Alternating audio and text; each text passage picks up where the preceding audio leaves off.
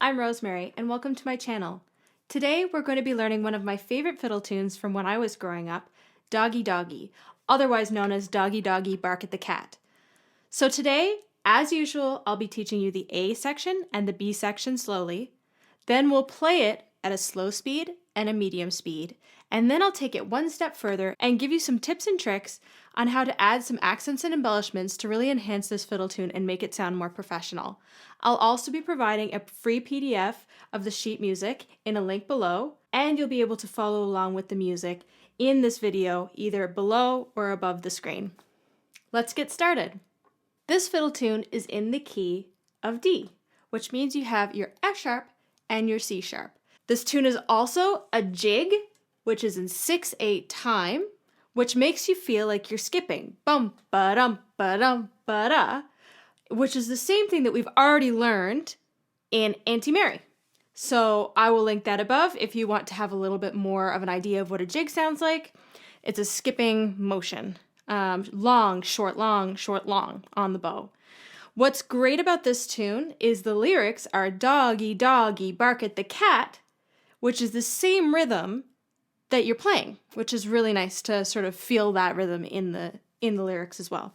So when we start on our A section, we're going to put our finger 2 on the D string. So we're going to start with that F sharp, and we'll do a long bow and then a short bow on the A string, and then we'll cross over to the G, which is our finger 3 on the D, which is long bow 2, and then a short 1, which is our B on the A string, and then A, B, C sharp, D.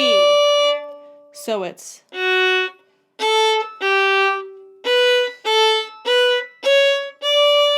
doggy, doggy, bark at the cat. Pretty handy. Let's try playing that together. 1 and 2 and ready and...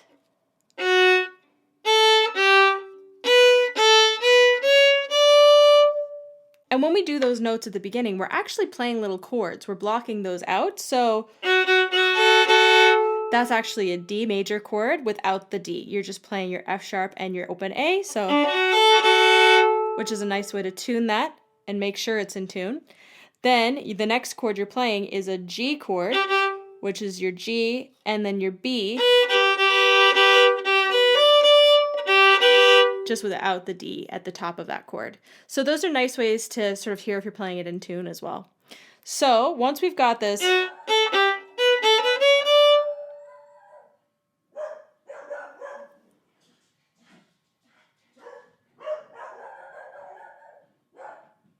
a few moments later. So once you've got this part done, then you're going to cross back and do a very similar next part, which is our same 2 chords that we just did, but we're going to end it differently. We'll do A, D2, which is our F sharp, then we'll have no fingers, then we'll do 1. So we'll end on an E. So it's the ending is A, 2, D, 1, which is sort of a nice hopscotching movement. A, if you want to think of it that way, A, open, 2, open, 1. So let's try putting that together.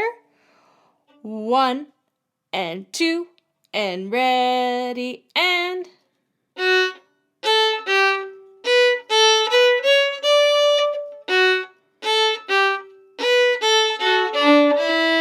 Good. And now when we go to the next part, it's the same.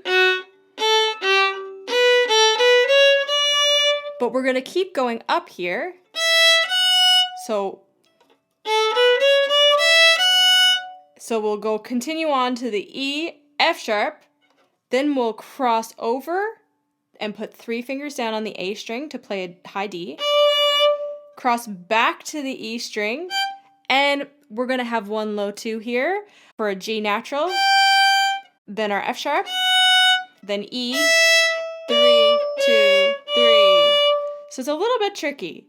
It's 1, so it's our F sharp, 3, 2, 1, E, D, C sharp, So let's try playing that whole A section. 1 and 2 and ready and...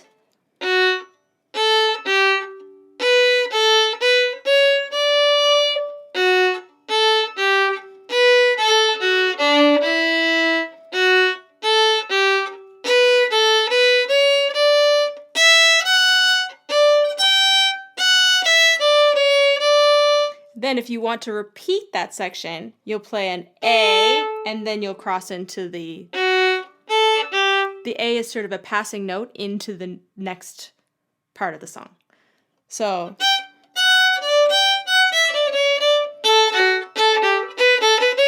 sort of jumps into it.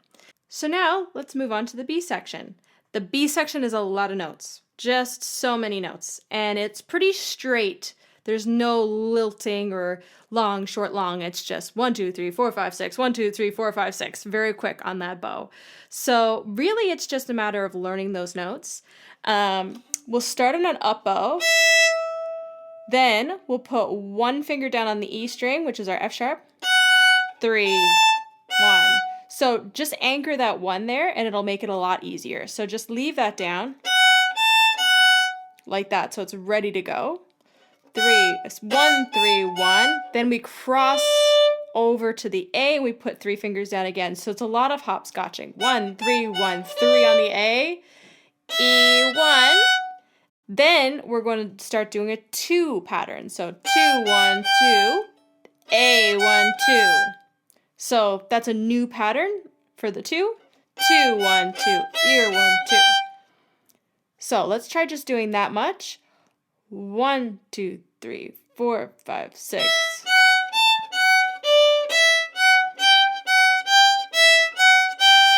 And I'm going to make it a little bit more complicated, but in the long run, it'll be easier for you. We're going to add a slur, and it'll be a 3-note slur, which means we're going to include 1, 2, 3 notes on your up bow. We'll start on that up E, so it'll start with this. 1, 2, 3. Then we're going to slur those notes in. And continue. So every second set is a slur. So 1, 2, 1, 2, like that. And it's just alternating like that the whole way through. And that's just a nice way to keep it so the lilt is always on a down bow and the stronger bow is always down. You can make an up bow sound strong, but as a beginner fiddle player, it's a lot easier to make your down bow sound nice and strong. A 3-note slur can be a little challenging for you, so you might need to practice or any 3 notes you want. And just see how even you can make them in a very short amount of space. Like I would really only use like that much bow to do that many notes because it's such a fast tune. So let's just try that much from the beginning of the B section. 1, 2, 3, 2, 2.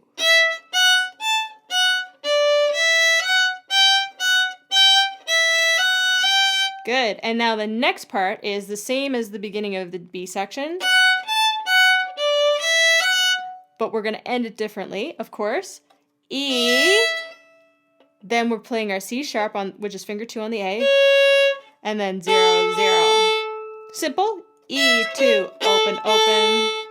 Then we'll go back to that pickup E, which is the note right before the downbeat.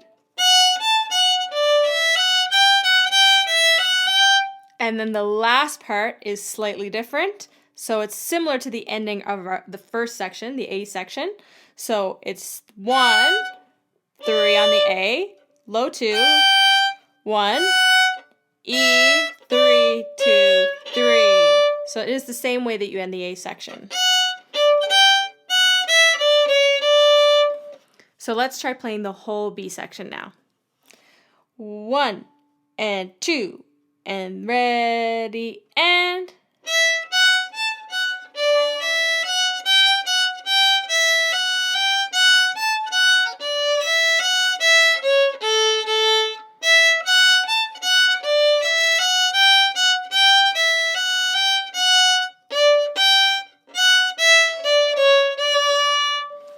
Also, here's a little tip. If you find that when you slur across 2 strings to your E string, Sometimes the E string can squeal, and it's really annoying. And that's one of the reasons why I actually played the first time through fast with my personal fiddle that I play all the time. This is sort of my beater fiddle that I have my tapes on, but my personal fiddle that I use professionally has a wound E string, which helps make the sound a little bit more balanced, and it doesn't screech on that string. So if you're finding that you're having a screeching effect, you might want to consider getting a wound E string. Dominant has a really nice one, and I just bought a new wound E that I'm really excited to try, and I'll write the name of the brand up here somewhere so you can see what one I decided to try. And I've never put it on yet, so I'll be documenting putting on my strings to give you a little tutorial at a later date. But yeah, sometimes that wound E can really help with preventing that screeching when you're sort of rolling to that open E. And it's because normally the E on the violin is like the only string that isn't wound. All these other strings are wrapped. If you look really closely, you can see a little tiny wire wrapped around the string, but the E doesn't have that, but you can buy them with that, and it helps prevent for fiddling. And I find it handy. So let's try playing the whole tune. 1 and 2 and ready and...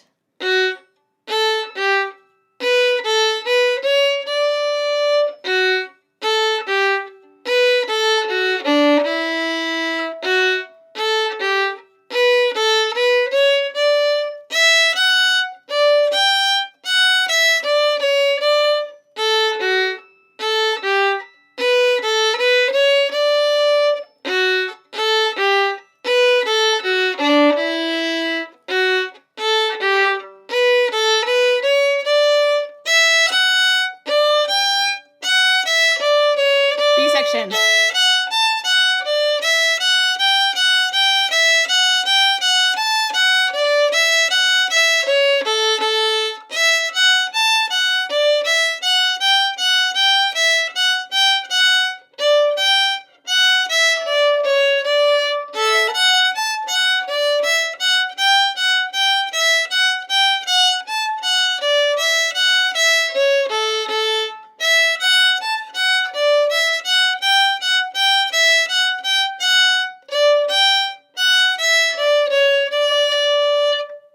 So that's the whole tune.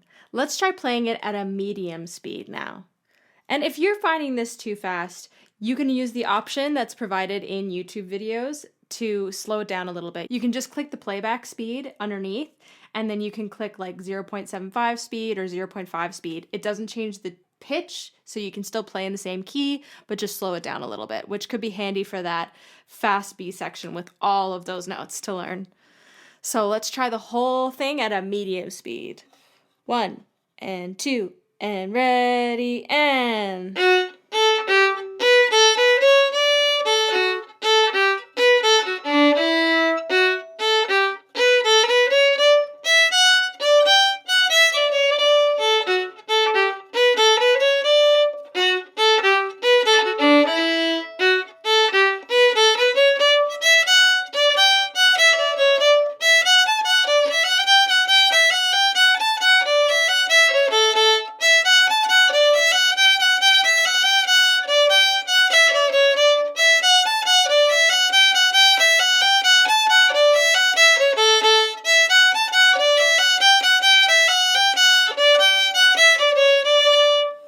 Nice job. Now let's add those extra articulations and embellishments to really enhance this fiddle tune. There are some nice things that you can do, especially in the beginning of the tune, to really add some color. So let's start right at the very beginning. Pretty simple. So this part here, you can go... You can really lean in and block those two strings together and do some drones, which basically means that you're playing with your fingers on the D string, but your A string is left open. So it makes a nice chord or a drone and really fills out the sound. The other thing there is you can add a little turn to the song. So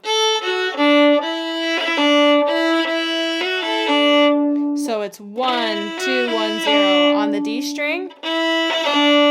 Really fast. And for those of you who haven't watched some of my other tutorial videos. The turn is when you have your anchor note, which is your 1, in this case your E, and then you're just sort of tapping really lightly on the next note up, and then you're lifting off, and then you're returning back to it. So the turn sign actually looks like a sort of inverted sideways S, where it's high, low, and then high again.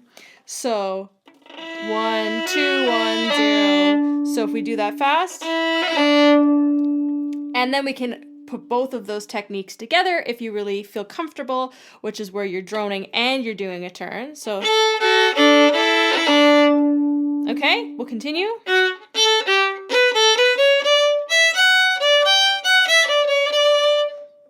Pretty simple.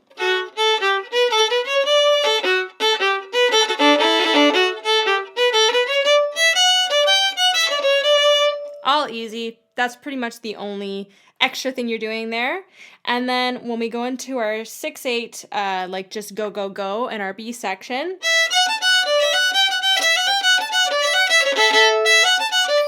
when you land to do the second half of the B section, you can sort of land heavily on the pickup instead of doing an up one, because sometimes your bow is a little turned around. You can land heavily on that open E and arrive on the 1 sort of more forcefully, adding more speed to your bow.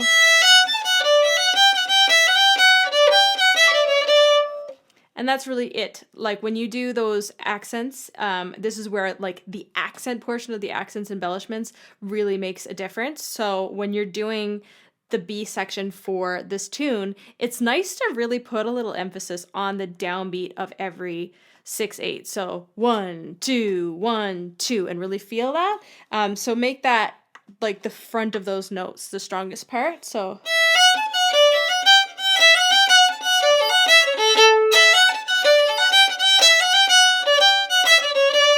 really put that lilt into it, and it makes it sound almost like you're on a pirate ship and you're sort of swaying back and forth on the ocean, or you're swabbing the decks. So that's a nice little thing to add. That's really everything. Let's try playing the tune one more time through with all of the accents and embellishments and see how we can do. Let's go. 1, 2, ready, and...